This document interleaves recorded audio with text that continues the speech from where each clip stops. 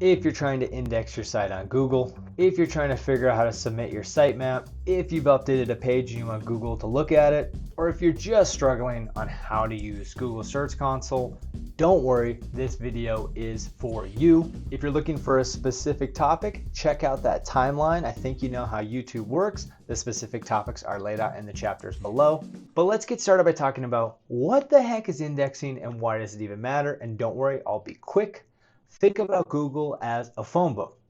Remember those? When you search for something like blank near me, if you're not in the Google phone book, you're not showing up. So it's super important to make sure that you're actually in the Google phone book.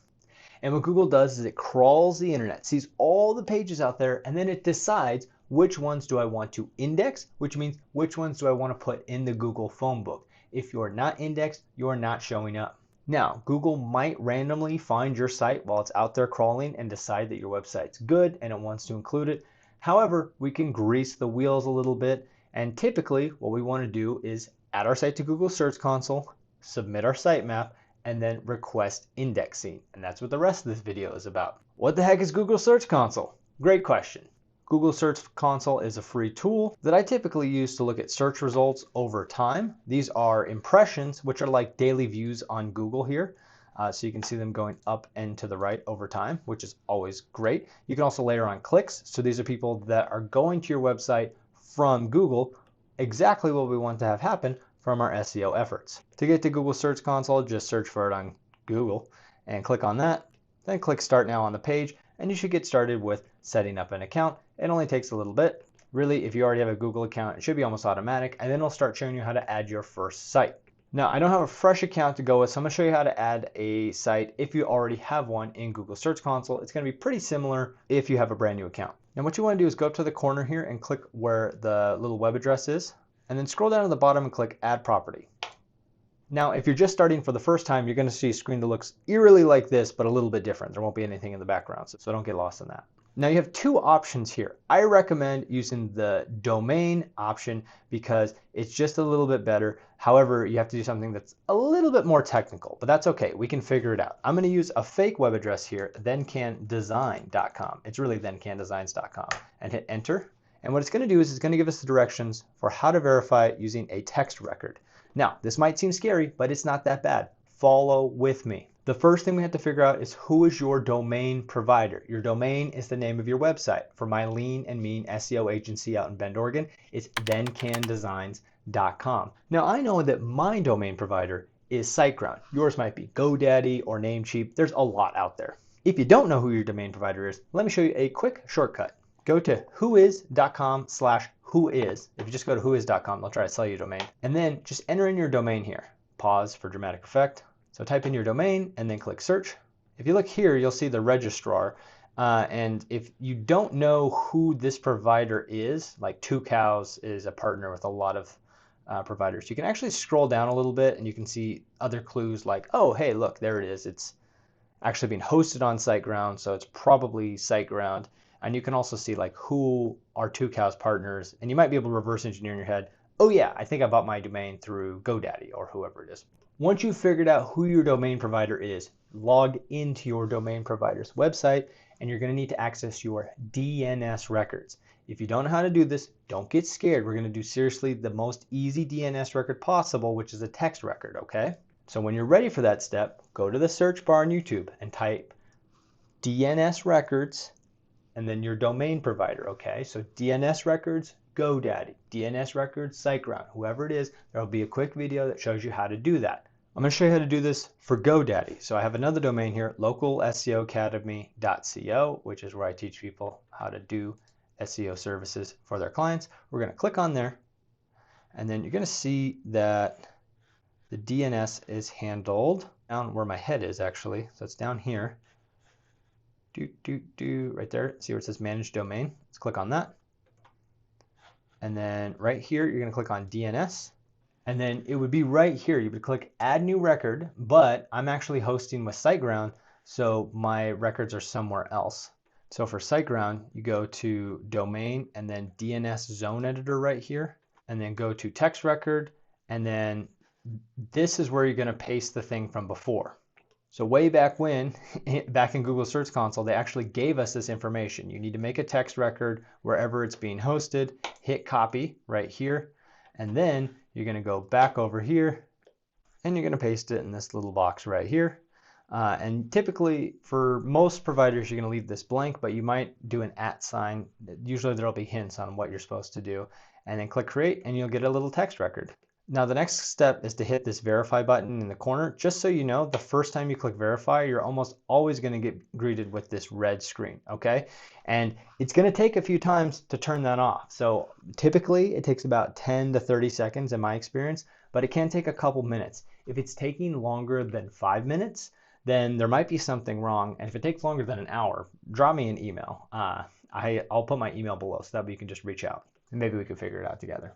But eventually we'll get greeted with the green square of happiness. We can go to property and we'll see the information we were looking for. Now that our site's added to Google Search Console, now we have to submit our sitemap to Google. How do we do that? The first thing we have to figure out is where the heck is our sitemap? Typically a quick Google search of sitemap location for, and then put Squarespace, Webflow, WordPress. But be more specific than that. If you're using WordPress, you're probably using a WordPress plugin. By the way, my perfect WordPress plugin setup is below. Then you're going to want to actually say Yoast or SEO Press or Rank Math, whichever SEO plugin you're using. However, kind of a shortcut that you can use is to just do your domain / sitemaps.xml. So let's do localseoacademy.co /sitemaps.xml. All right, so I want you to see that. So /sitemap.xml, and then watch this. It's going to redirect to sitemaps.xml. So that's perfect. And so right now, what I'm on for WordPress is this thing called a index sitemap. And so that's really important to know that for WordPress, you're going to need an index sitemap, and then you're probably going to need a page sitemap. Especially if you're a small business that serves local customers, then you're probably just going to have a page sitemap. Now you might also have a post sitemap if you have a blog. However, unlike what I'm doing here, I would recommend getting rid of your category sitemap and your post tag sitemap. I'm not going to talk about how to do that in this video, but I'll be sure to cover that in a future video where I dive much deeper on sitemaps and how to keep them nice and clean. But let's say you did have all 4 of these sitemaps. So you got to include these 4 sitemaps and the index one, which in this case is at sitemaps.xml, but later on it might be something like sitemaps_index, or there's a whole bunch of configurations. So you just have to make sure you get the links right. Get all of those links. Go back to Google Search Console, and starting with the highest up one, which is probably the index one, click on sitemaps, and then what you're going to do is you're going to insert those one at a time, okay?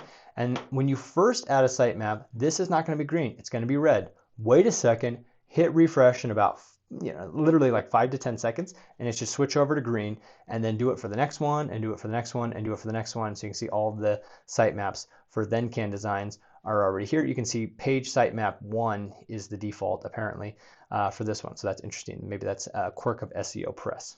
And that's how you submit your sitemap, but you're not done yet. How do we index pages on Google? This is important. This also answers the question of how do I get my page to show up on Google, or I've changed the content on my page and I want Google to see these changes. All of these questions get answered right here. Now, one thing I want to note is if you're launching a new website right now, you only get about 11 or 12 of these per day. So be smart about it. Do your homepage, do your money pages, which I consider your service pages and your location pages. And if you got crawls left, hit your about, hit your contact, and then do everything else, okay? If you have some extra blog posts, don't worry about those, hit those tomorrow, but get your money pages today. And of course, if you're just to update one page that you've just done some tweaks to and you want Google to crawl, no worries, we only have one page, so we don't have to worry about the quota. But no matter what, we're going to follow the same process. So let's say we have this really sick page. Hey, look at that guy right there. What's he doing? Let's say we have this really sick page that we want Google to index, right? We got all these DIY SEO trainings nicely organized on this page right here. We want it to be on Google. So go up and just, copy the domain. You know how to copy the domain, right? Command C, we're going back over to Google Search Console. Now, sometimes you'll see people click URL inspection first. You don't actually have to do that. You can just click up here and paste in the domain.